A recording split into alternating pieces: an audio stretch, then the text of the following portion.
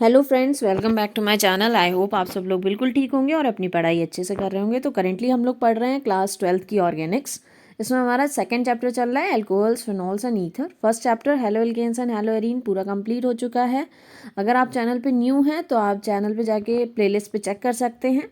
Chapter की पूरी playlist बनी हुई है, वहाँ पे लाइन वाइज आपको वीडियोज़ मिल जाएंगी। टाइटल पे चेक करिएगा, पार्ट 1 पार्ट 2 सारा मिल जाएगा।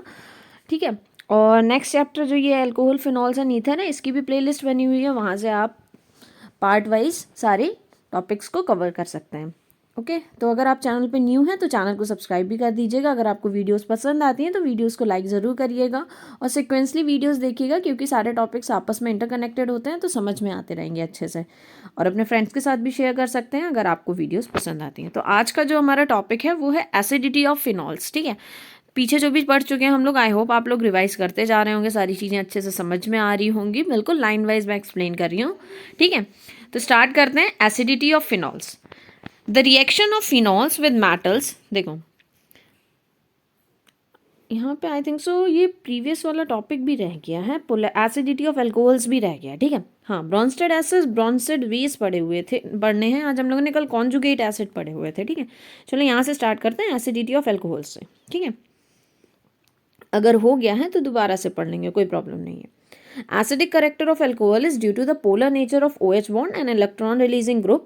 CH3 C2H5 increases electron density on oxygen, tending to decrease the polarity of OH bond. This decreases the acid strength. For this reason, the acid strength of alcohol decreases in the following order. देखो, सबसे पहले हम लोग जब alcohols पढ़ रहे थे हमने देखा था उसमें दो टाइप्स के बॉन्ड की ब्रेकिंग होती है। एक जब कार्बन और ऑक्सीजन के बीच का बॉन्ड टूटता है तो अलग टाइप के रिएक्शन दिखाता है। फिर दूसरा ऑक्सीजन और हाइड्रोजन के बीच का बॉन्ड टूटता है तो अलग टाइप की रिएक्शन दिखाता है।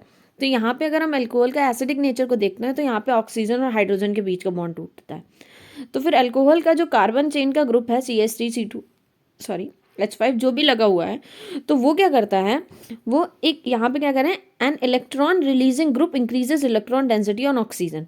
तो क्या होता है, जो इलेक्ट्रॉन रिलीजिंग ग्रुप है ये इलेक्ट्रॉन्स को देने वाला ग्रुप होता है ना ये, तो ये इलेक्ट्रॉन्स की डेंसिटी को इंक्रीज कर देता है ऑक्सीजन एटम पे। तो ऑक्सीजन पे एक तरीके से यहाँ पे ऑक्सीजन और हाइड्रोजन के बीच में एक पोलैरिटी आ जाती है, पॉजिटिव निगेटिव चार्ज की पोलैरिटी आ जाती है, तो ये हाइड्रोजन बॉन्ड टूट जाता है। ठीक है, तो this decreases the acidic strength. For this reason the acid strength of the alcohol decreases in the following order. देखो यहाँ पे क्या होता है कि ये ऑक्सीजन को, देखो ऑक्सीजन कैसा होता है, इलेक्ट्रोनेगेटिव एलिमेंट होता है, उसको क्या चाहिए होता है, इलेक्ट्रॉन्स अपनी तरफ वो खींचता है। ठीक है, तो जब वो इलेक्ट्रॉन्स अपनी तरफ खींचता है तो क्या होता है, हाइड्रोजन का बॉन्ड, हाइड्रोजन जो एटम जुड़ा हुआ है इसीलिए वो ब्रेक हो जाता है। यहाँ पे आपको इस चीज़ का ध्यान रखना। और दूसरा, अगर उस जैसे कोई ग्रुप लगा हुआ है, ऑक्सीजन क्या करेगा, हाइड्रोजन से इलेक्ट्रॉन खींचेगा और हाइड्रोजन को हटा देगा H+ के फॉर्म में। लेकिन ऑक्सीजन को ऑलरेडी इलेक्ट्रॉन्स मिल रहे हैं, उसकी इलेक्ट्रॉन डेंसिटी पूरी हो रही है, मतलब उसको एक्स्ट्रा इलेक्ट्रॉन हाइड्रोजन से चाहिए ही नहीं ऑक्सीजन को। अब ये कौन दे रहा है, उसके पीछे जो कार्बन चेन लगी हुई है, अगर वो लंबी कार्बन चेन है तो वो इलेक्ट्रॉन डेंसिटी को ज़्यादा इंक्रीज करती है, तो उसका H ईजिली नहीं टूटता है। ठीक है, तो जिसकी कार्बन चेन छोटी होगी उसका H ईजिली टूटता है। ठीक है, जिसमें कम कार्बन्स होंगे उसका H ईजिली रिलीज हो जाता है, और इसीलिए वो अल्कोहल ज़्यादा एसिडिक होता है नेचर में। जैसे प्राइमरी अल्कोहल है, इसमें देखो RCH2 सिंगल कार्बन अटैच्ड है ना OH ग्रुप से, तो यहाँ पे इसकी जो इलेक्ट्रॉन डेंसिटी है वो उतनी ज़्यादा फुलफिल नहीं हो रही होगी। किसकी इलेक्ट्रॉन डेंसिटी, ऑक्सीजन की, तो ईजिली ये H क्या होता है, रिमूव हो जाता है। तो ये primary alcohols are more acidic than secondary and tertiary. ठीक है, टर्सरी तो समझते हो, जिस कार्बन से ग्रुप जुड़ा हुआ है उससे कितने कार्बन अटैच है, उसके बेसिस पे हम प्राइमरी, सेकेंडरी एंड टर्सरी बताते हैं। ठीक है, अब यहाँ पे देखो, alcohols are however weaker acid than water. This can be illustrated by the reaction of water with an alkoxide. देखो, लेकिन अगर हम वाटर से कंपेयर करते हैं अल्कोहल्स को, तो अल्कोहल वीकर एसिड है वाटर से। कैसे पता चला, जैसे अगर हमने RO लिया, एक बेस लिया, ठीक है, वो तो H+ को गेन करेगा यहाँ पे ना, इसलिए उसको बेस कह रहे हैं, और एसिड मतलब वाटर लिया H2O, तो यहाँ पे जो हमें कॉन्जुगेट एसिड मिला, मतलब एसिड ने अपना H+ रिलीज करके इसको दे दिया, तो ये बन गया ROH, कॉन्जुगेट एसिड बन गया। बेस का जो होता है वो कॉन्जुगेट एसिड होता है, और जो OH यहाँ पे माइनस बचेगा वो कॉन्जुगेट बेस हो गया। ये रिएक्शन क्या बताती है कि this reaction shows that water is better proton donor. Proton क्या है, H+। ठीक है, वाटर एक अच्छा प्रोटॉन डोनर है देन अल्कोहल। ठीक है, Also in the above reaction, we note that an alkoxide ion is better proton acceptor than hydroxide ion, which suggests that alkoxides are stronger bases. Sodium ethoxide is stronger base than sodium hydroxide. अब ध्यान से सुनो, ये चीज़ कैसे पता चल गई मुझे इस रिएक्शन को देख के? कैसे ये लोग कह रहे हैं कि वाटर अच्छे प्रोटॉन डोनर है? ऊपर अगर हम एसिड की रिएक्शन ऐसे करा दें, उसकी H प्लस दे दें। देखो ध्यान से सुनो, यहाँ पे अल्कोहल बना, क्या इस अल्कोहल ने बॉन्ड को तोड़ के OH को अपना H दे दिया क्या? अगर अल्कोहल एसिडिक है तो ये मीडियम में प्रोडक्ट जो बन रहा है उसने अपना H नहीं दिया ना, तो इसका मतलब ये इतना अच्छा एसिड नहीं है कि वो तुरंत कहीं पे उसे बेस मिले कोई भी तो वो उसको acid they they.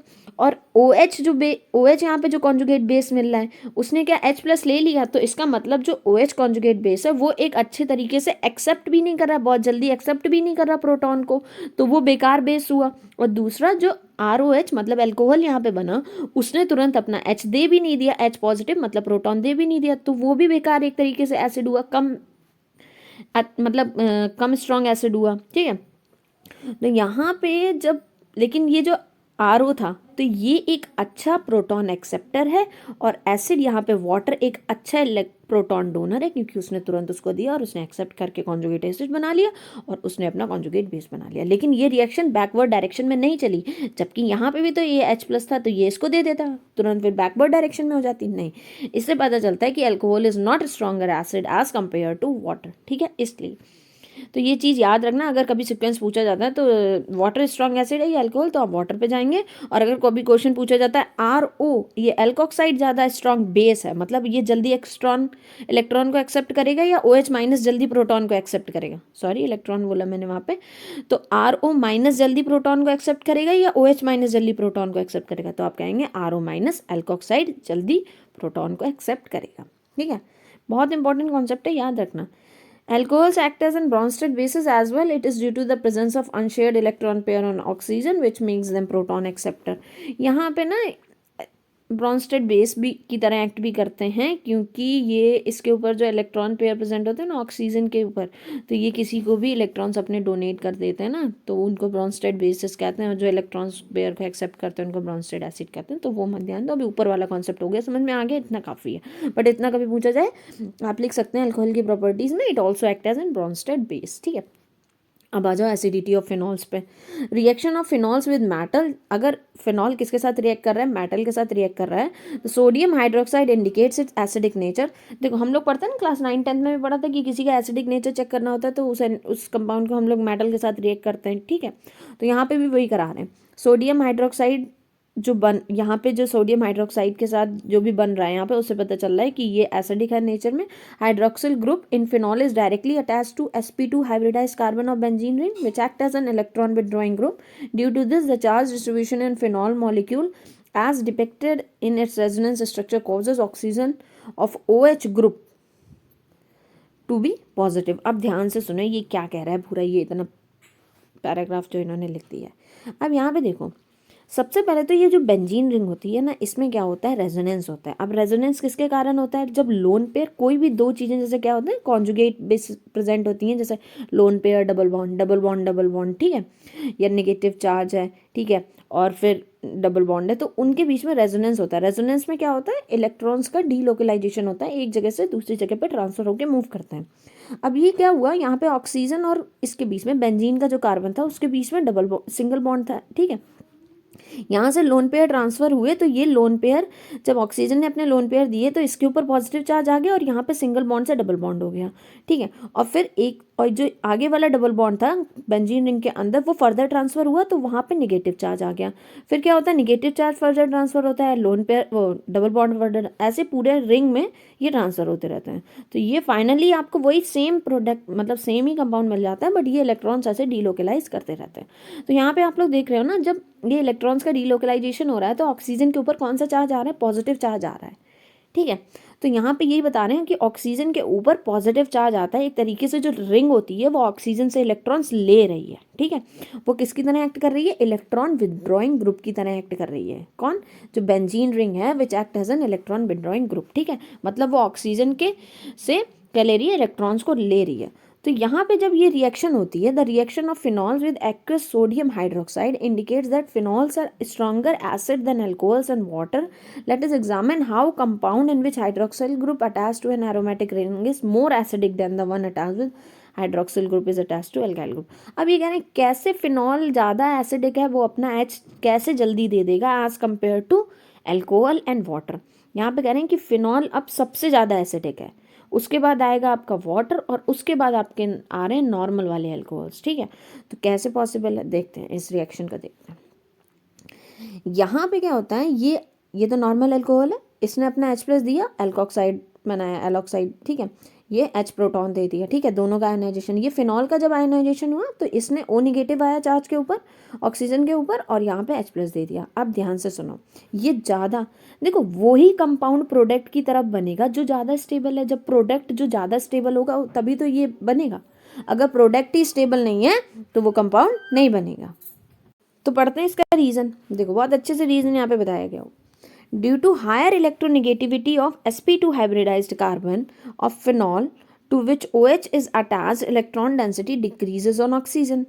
This increases the polarity of OH bond and results in an increase in ionization of phenol than that of alcohol. क्या होता है ना, यहाँ पे ये sp2 कार्बन होता है, ये डबल बॉन्डेड कार्बन है जिस कार्बन से OH ग्रुप अटैच्ड है. ठीक है, तो ये जो sp2 कार्बन होता है ये इलेक्ट्रॉन डेंसिटी को डिक्रीज कर देता है. आपने ऊपर ही देखा जब रेजोनेंस स्ट्रक्चर बनाया तो ऑक्सीजन के ऊपर पॉजिटिव चार्ज आ गया. तो ऑक्सीजन के ऊपर पॉजिटिव चार्ज आना इजी नहीं, मतलब वो उतना स्टेबल नहीं होता है. ठीक है, ऑक्सीजन एक इलेक्ट्रोनेगेटिव एटम है, वो तो इलेक्ट्रॉन्स लेता है दूसरे एलिमेंट से, या दूसरे जो भी एटम्स हो या कोई भी ग्रुप लगा हो तो उससे इलेक्ट्रॉन अपनी तरफ को खींचता है. तो लेकिन यहाँ पे क्या हुआ, बेंजीन रिंग ने उल्टा ऑक्सीजन की तरफ से इलेक्ट्रॉन्स को अपनी तरफ को खींच लिया, तो ऑक्सीजन के ऊपर पॉजिटिव चार्ज आ गया. तो इसके कारण क्या होता है, ऑक्सीजन अपने पॉजिटिव चार्ज को हटाने के लिए OH के बीच में एक पोलैरिटी आ जाती है, जिसके कारण क्या होता है, ऑक्सीजन हाइड्रोजन को बॉन्ड ब्रेक कर देता है और अपने ऊपर निगेटिव चार्ज को एक्वायर कर लेता है. और इलेक्ट्रोनेगेटिव एटम के ऊपर जब निगेटिव चार्ज होता है तो वो बहुत ही ज़्यादा स्टेबल होता है. ठीक है, इसी के कारण जो फिनॉल्स होते हैं वो ईजिली H प्लस को डोनेट कर देते हैं. ठीक है, late us examine the stabilities of alkoxide and phenoxide ion. अब ये जो एल्कोक्साइड ना, सॉरी, इससे ऊपर वाला ये होता है एल्कोक्साइड आयन और इसको कहते हैं फिनॉल से बना ये फिनॉक्साइड आयन. ठीक है, तो इसकी स्टेबिलिटी को चेक करते हैं. In alkoxide ion, negative charge is localized on oxygen, while in phenoxide ion, charge is delocalized, and the delocalization of negative charge makes phenoxide ion more stable and favours the ionisation of phenol. देखो यहाँ पे alkoxide ion है, ये negative charge oxygen के ऊपर है, यहाँ पे भी ऑक्सीजन के ऊपर निगेटिव चार्ज है, लेकिन ये निगेटिव चार्ज जो है वो यहीं पे एक जगह पे स्टैटिक है, कहीं पे भी मूव नहीं कर रहा, कहीं पे भी डीलोकलाइज नहीं कर रहा, बल्कि ये वाला जो निगेटिव चार्ज है जो फिनॉल के ऊपर है, ये जो है ना, ये अब क्या करेगा ना, ये अंदर आएगा रिंग के ऊपर, फिर ये इधर ये ऑक्सीजन और कार्बन के बीच का जो सिंगल बॉन्ड है उसको डबल बॉन्ड करेगा और ये डबल बॉन्ड फर्दर ब्रेक होगा, ये निगेटिव चार्ज ये पूरा ऐसे डीलोकलाइज करेगा. आगे इसके स्ट्रक्चर्स बने हुए हैं, तो इसके कारण, इसके डीलोकलाइजेशन के कारण क्या होता है, ये फिनॉल का फिनॉक्साइड आयन जो बन रहा है वो ज़्यादा स्टेबल है. ठीक है, although there is also charge delocalization in phenol and its resonance structure has charge separation due to which phenol molecule is less stable than phenoxide ion. और जो फिनॉल मॉलिक्यूल होता है वो भी कम स्टेबल है, किसके कंपैरिजन में, फिनॉक्साइड आयन के कारण, क्योंकि ये डीलोकलाइजेशन हो रहा है फिनॉल्स के अंदर चार्जेस का. अब वो देखो कैसे हो रहा है, ये निगेटिव चार्ज है, ये देखो मैंने बताया ये निगेटिव चार्ज ऑक्सीजन से इधर ट्रांसफर होगा और वो डबल बॉन्ड बनाएगा और डबल बॉन्ड फर्दर आगे ट्रांसफर होगा, ये ऑर्थो पोजीशन पे निगेटिव चार्ज आ गया. फिर क्या हुआ, ऑर्थो पोजीशन का निगेटिव चार्ज फर्दर ट्रांसफर होगा और ये जो यहाँ पे जो डबल बॉन्ड है ये आगे ट्रांसफर होगा, पैरा पे निगेटिव चार्ज. ऐसे ऑर्थो पैरा पे निगेटिव चार्ज आ जाता है जब ये डीलोकलाइजेशन हो रहा होता है, किसका, निगेटिव चार्ज का और डबल बॉन्ड्स का बीच में. ठीक है, इट सब्स्टिट्यूटेड फिनॉल.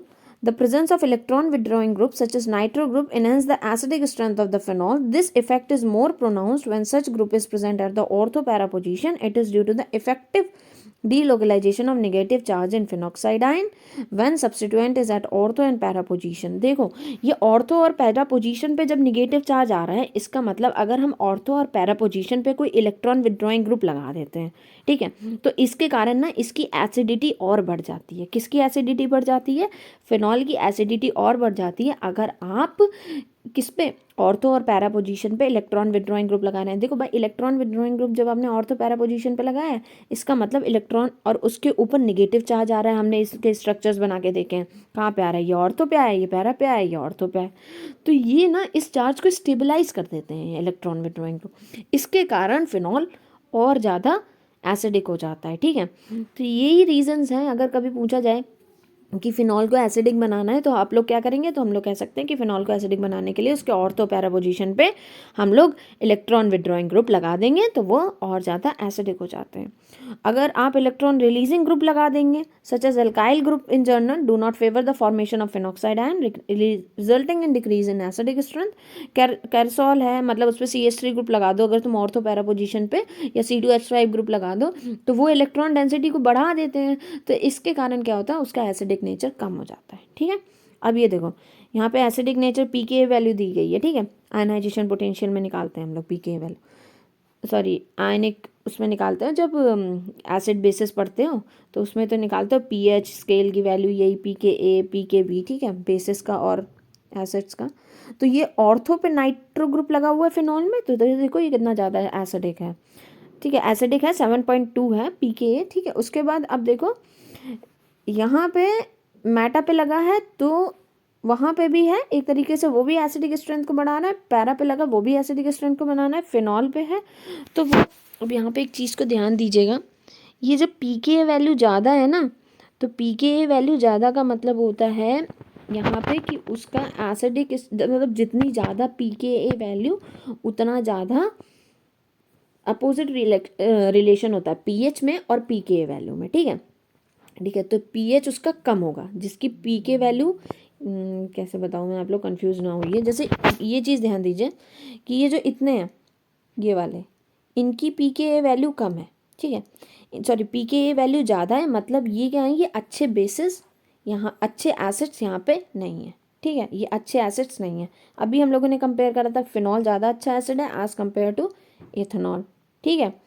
तो इसका मतलब ज़्यादा pKa वैल्यू होने का मतलब है कि वो ज़्यादा एसिडिक नहीं है। यहाँ पे pH वैल्यू कम होगी तो वो अच्छा एसिडिक होगा, pKa वैल्यू भी कम होनी चाहिए तब वो अच्छा एसिड होगा, ठीक है। तो यहाँ पे जिसकी pKa वैल्यू कम है वो ज़्यादा अच्छा एसिड है, ठीक है। तो यहाँ पे अगर हम इनकी वैल्यूज़ में कंपेयर करें, सबसे अच्छा एसिड हमें पैरा नाइट्रोफिनॉल मिला, उसके बाद हमें ऑर्थो नाइट्रोफिनॉल मिला, फिर मेटा नाइट्रोफिनॉल, उसके बाद एसिडिक है, फिर 4th नंबर पे आएगा फिनॉल, ठीक है। ये सारी चीज़ें अब समझ में आ गई होंगी। ये रिएक्शन नेक्स्ट पढ़ते हैं, ईस्टरिफिकेशन। इसको कल से स्टार्ट करते हैं ना ईस्टरिफिकेशन को। आज के लिए एसिडिक स्ट्रेंथ बहुत इंपॉर्टेंट टॉपिक है, मैं ट्राई करूँगी और जल्दी से कवर करूँ। और जो आपका नेम रिएक्शन का फर्स्ट पार्ट डाला था मैंने, उसमें कुछ 7 to 8 नेम रिएक्शंस कराई थी। थोड़ा सा उसका फॉन्ट छोटा था, बट नेक्स्ट वीडियो में अच्छे से कर दूँगी, तो आप लोग ट्राई करना, वो रिएक्शंस देख लीजिएगा, वो भी बहुत इंपॉर्टेंट है, ठीक है। वो सारे चैप्टर की कंबाइंड नेम रिएक्शंस हैं, और बाकी ये चैप्टर भी जल्दी ही कंप्लीट हो जाएगा आपका, ठीक है। ट्राई करूँगी कि जल्दी से जल्दी आपकी पूरी ऑर्गेनिक कंप्लीट हो जाए आप लोगों के एग्जाम से पहले, ओके। अगर आपको कोई फीडबैक देना है तो आप लोग कमेंट सेक्शंस में ज़रूर बता सकते हैं, आपको वीडियोस पसंद आ रही हैं या नहीं, या कुछ समझ में नहीं आ रहा है, कोई डाउट हो रहा है, तो उसको भी आप लोग पूछ सकते हैं, okay. And if you are new to the channel तो चैनल को प्लीज़ सब्सक्राइब करिएगा, उससे मुझे भी अच्छा लगता है कि आप लोग चैनल को सब्सक्राइब करते हैं, अपने लाइक्स देते हैं वीडियोस को कि आपको पसंद आ रही है या नहीं आ रही है, ठीक है। और अपने फ्रेंड्स के साथ भी शेयर कर सकते हैं जिनको ऑर्गेनिक से बहुत डर लगता है, वो ईजिली NCERT के थ्रू ऑर्गेनिक को पूरा समझ सकते हैं, okay. So thank you for watching the video, make sure to like share and subscribe the channel.